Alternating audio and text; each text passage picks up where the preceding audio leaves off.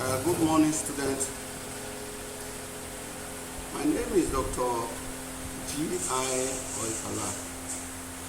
I'm from the Department of Public Administration.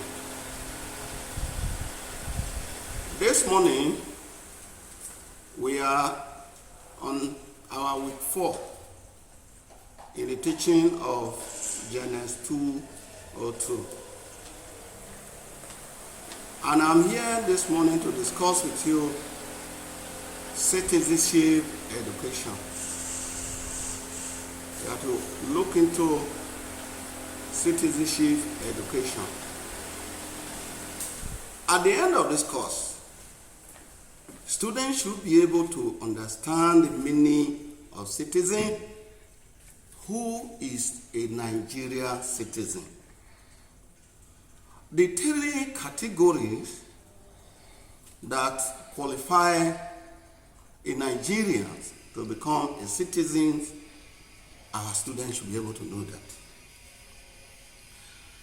The responsibility of a citizen to his country, we should be able to know that.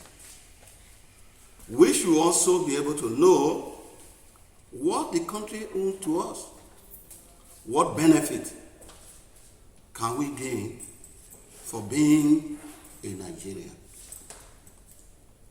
So having said this, we want to look at, first of all, the law that established Nigeria.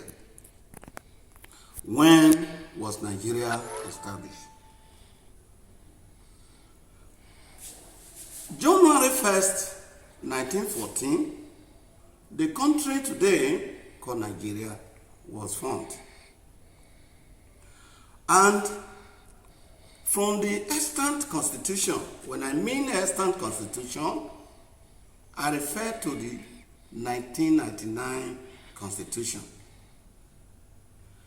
It categorically stated 3 forms in which a person can become a Nigerian citizen.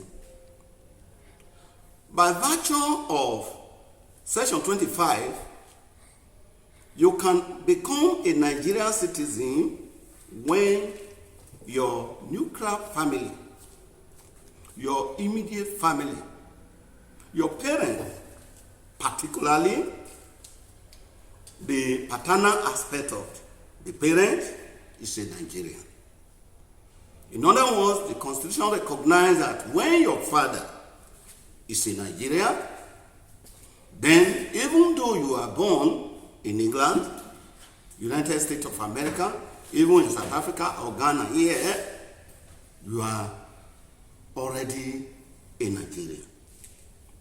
By virtue of Section 26, you are a Nigerian by registration. Nigeria by registration. In other words, when you have stayed in Nigeria for a very long time, your conduct is very, very exemplary. Your character, your contribution to the country appear to be good. Then you can apply to the president. Mr. President will grant you an approval. On that note, you can become a Nigerian under Section 26. By virtue of Section 27, you can as well become a Nigerian by naturalization.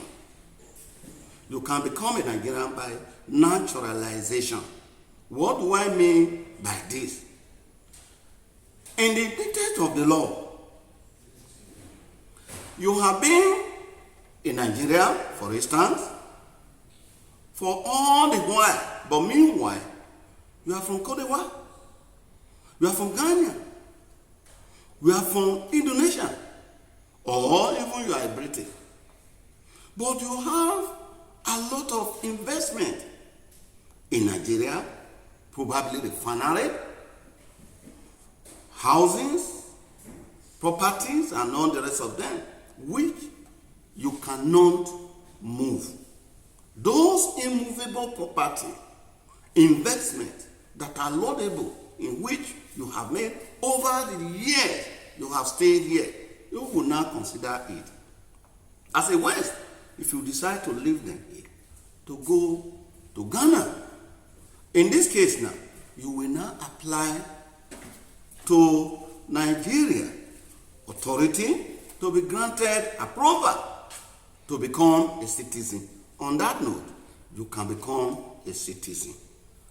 Now, how many types of citizenship do I explain now? I explain citizenship by birth, citizenship by registration, and citizenship by naturalization. So when you hear the question that Nigeria can be admitted its citizenship through the following: 1, registration; 2, political system; 3, local government. None of the above. You will know that it is none of the above. At the same time too, they may also ask, as a Nigerian citizen, you may be admitted through A,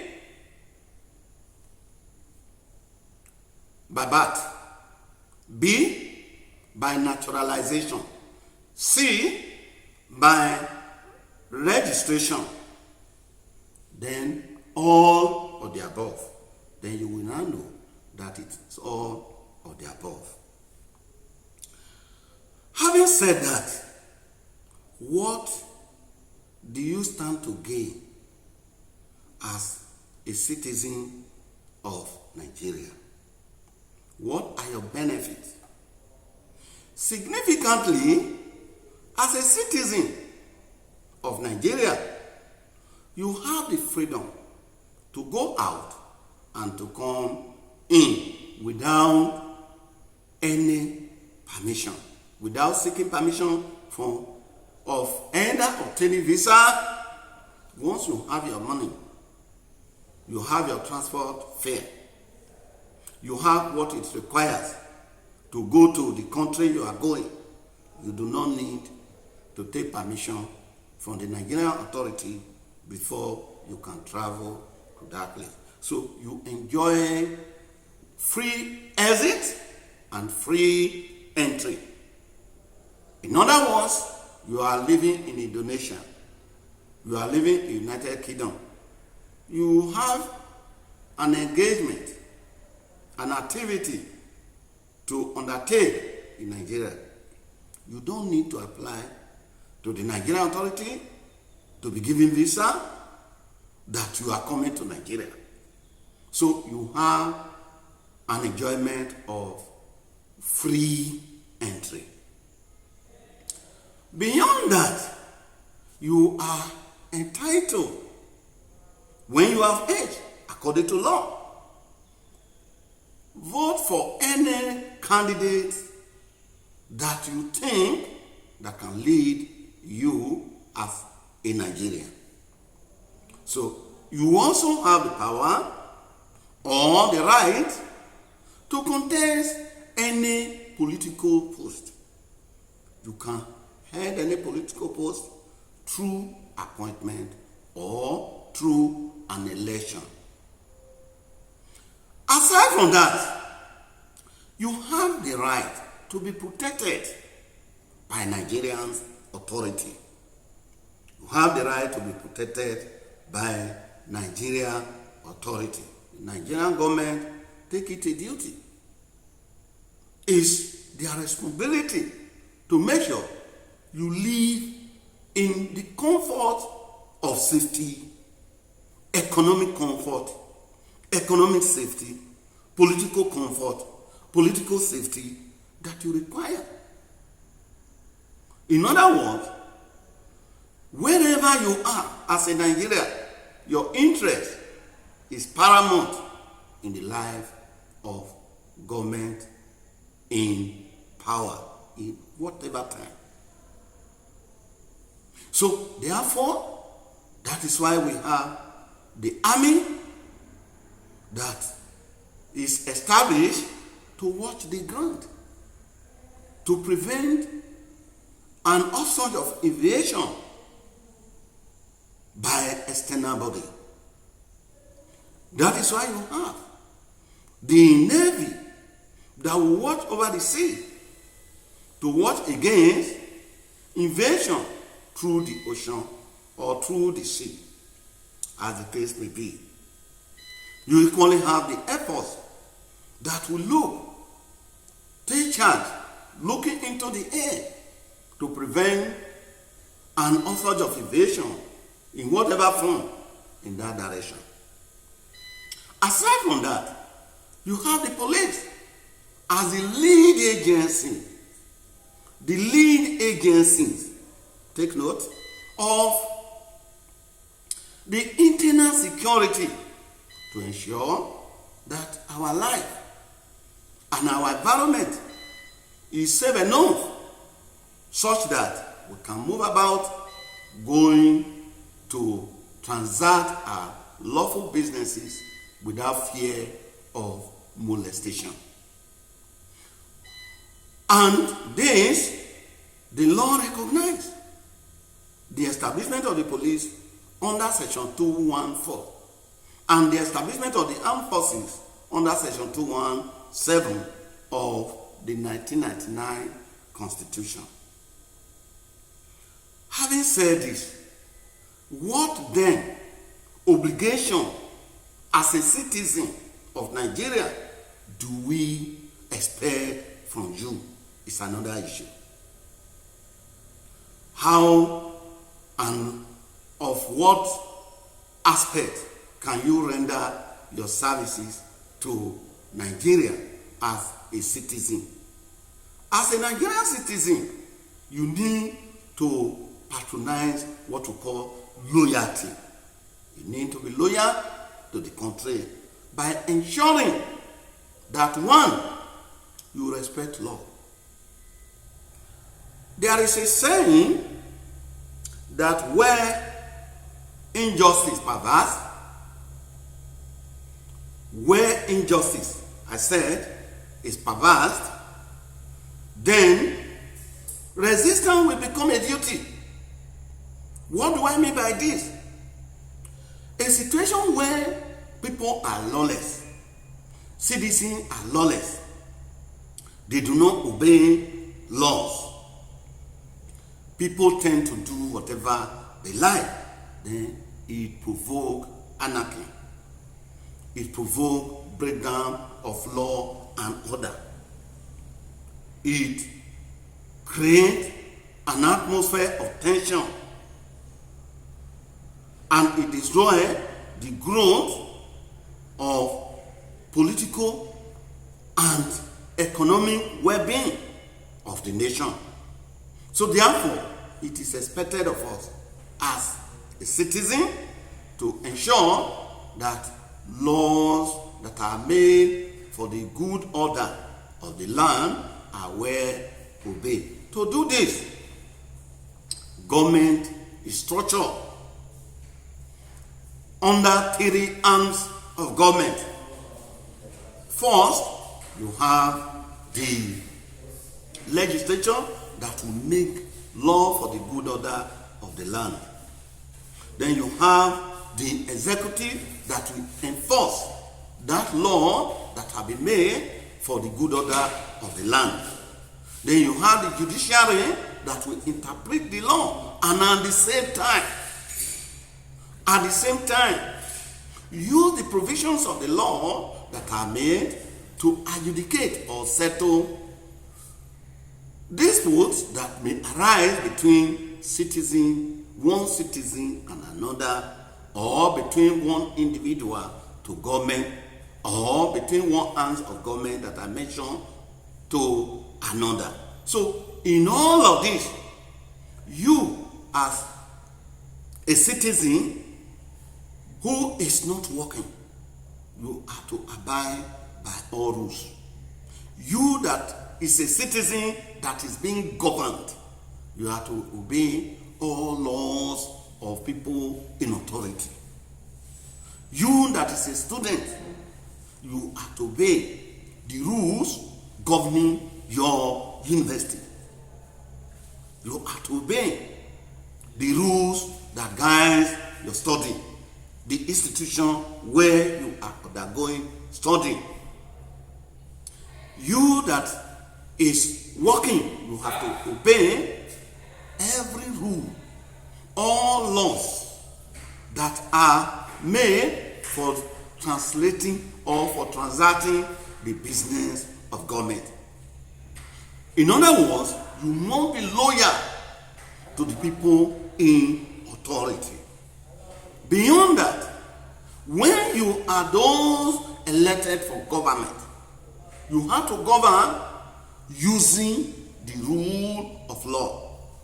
All your actions, all your activities have to be done according to the rule of law.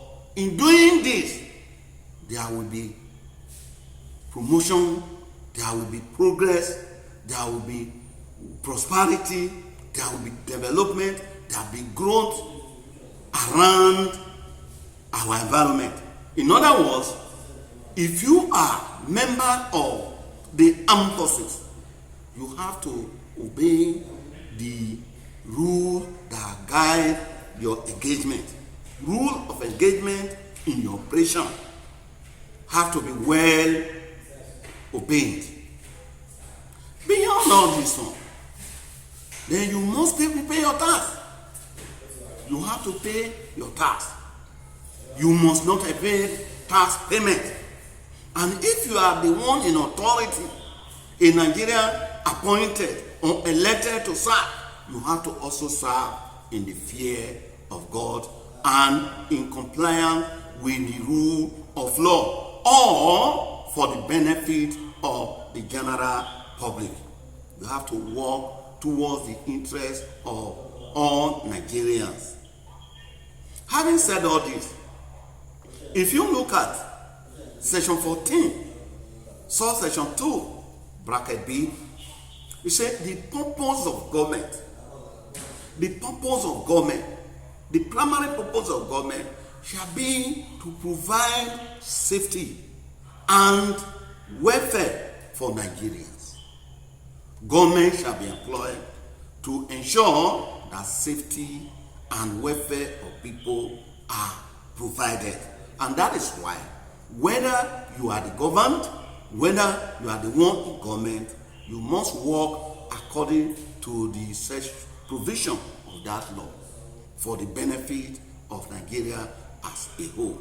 Nationalism, the spirit of unity, must occupy your mind at all times. That is another responsibility, obligation that is expected of you as a Nigerian citizen. At all times, issue of how to unite, issue of how to make a common progress must occupy your mind, must be your thinking at all the time. So you must be patriotic, you must exhibit what we call the sense of nationalism. The sense of what? Nationalism. The spirit of seeing everybody as one. In that case, we must jointly make sure that our classroom, the facility provided are protected, non-destroyed. We must eschew the sense of vandalizing public property. The idea of saying it is government business, it is not my business, must not be there. The business of government is my business, it is your business, it is our business. So that collective thinking for one goal must occupy our mind. That is what is meant by demonstrating the spirit of nationalism. Nationalism. Now, let's quickly look at some other issues that we as a citizen must be concerned. I mentioned section 14, subsection 2, bracket B just now. Let us also look at subsection 2, that same subsection 2, section 14, subsection 2, bracket C, that you as a citizen must participate in the government that determines and controls your affairs. You must be a participant. Some of us, when we are to conduct election, say, that is not my business. Whosoever they like, even the vote will not count.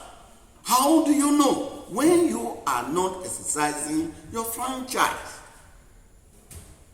How will you know? Then the issue of trying to stay away or otherwise show apathy, what we call apathy, non-participating, it doesn't concern me.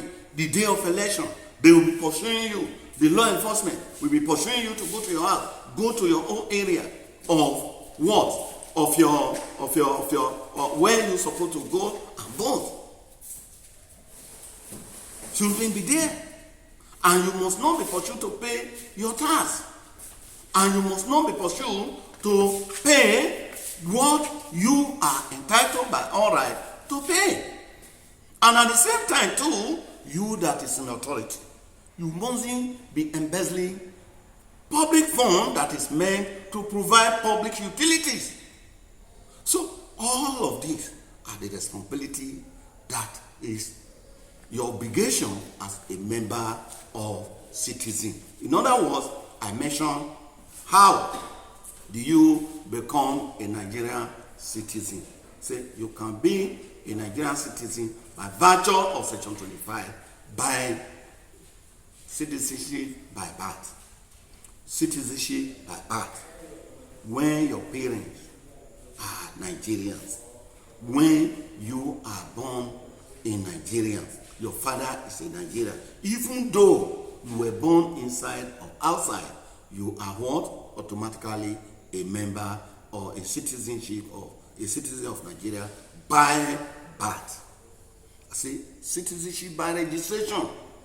When that is, you can find that one under section 26 of the 1999 Constitution. When you are in a country that you and your father is not a citizen, and you have stayed there, you have aged, and you have interest of staying there, and we have discovered that you have impeachable character, then we can be applied to the constituent authority. Then your application can be considered. When granted, then you can become a citizen by registration. When you have investment and then you have overstayed so long in Nigeria, and at the end of the day, you know that moving away from the country will be inimical to your own life. At least it is going to affect, for instance, if a person like Dangote is not in Nigeria, and then with all the investment he has here, by the time you will now say you want to go back to his country, then you will now discover that the investment would have suffered, and he himself will suffer all what he has labored for. In that case now, he will now say he wants to become a citizen of this country. And under that note now, he will now become a citizen under section 27 by naturalization. So, when we ask you a question, define nationalism is a spirit of unity. If I ask you now, what is the coat of arms? What is the color of Nigeria flag? Majority of us may be screaming. So, as a citizen of Nigeria who is key and very patriotic, if you're able to know that you have green, white, and green as a color of your own country.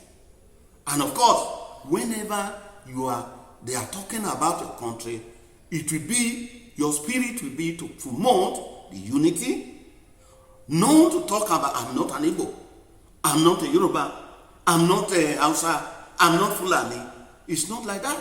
It's not to think of how to kill, but rather, how are we going to ensure that what we have in Nigeria is good enough to project us in the arena that is international in good order, that we will be present and hold in a very high esteem. Don't forget, to be a Nigerian citizen, you must meet these three conditions. Any of them. Number one, citizenship by birth. Then number two, citizenship by registration. Then number three, citizenship by naturalization. Then don't forget also that the spirit of patriotism will require you to work and hold Nigeria in a high esteem. And at the same time too, do not forget, as a Nigerian, you must enjoy free exit and free entry. You don't need permit. You don't need resident permit to stay in any part of the country. In any 36 states plus Abuja, you do not need any reason to take. And you have opportunity of having movable or immovable and immovable property in any part of these 36 states. You can own land, you can own building, establish any industry that is your own after all. Dangote is not from Lagos. He has immovable property there. And you see Ogun State, you will see what he have there. It's not from Obajana. You see what he's having there. So if you go to Sangota, you see the quarry that is having, even Ogun State. In Jebu there, you see the quarry that Dangote is having. If you go to Ekpe, you see the refinery of Dangote. But it's from the north. It's not from the southern part here. He has power. You too, as a citizen of Nigeria, is part of your benefit from the country to own movable and immovable property. You have right to be protected. That is even why when there are insecurity, you see people shouting, calling the government that they are not doing enough. They are not protecting the people enough. Nigerians are not born to die, but they are born to be protected by government. As a citizen, your government owes you responsibility to provide your welfare and to protect your life. Thank you very much.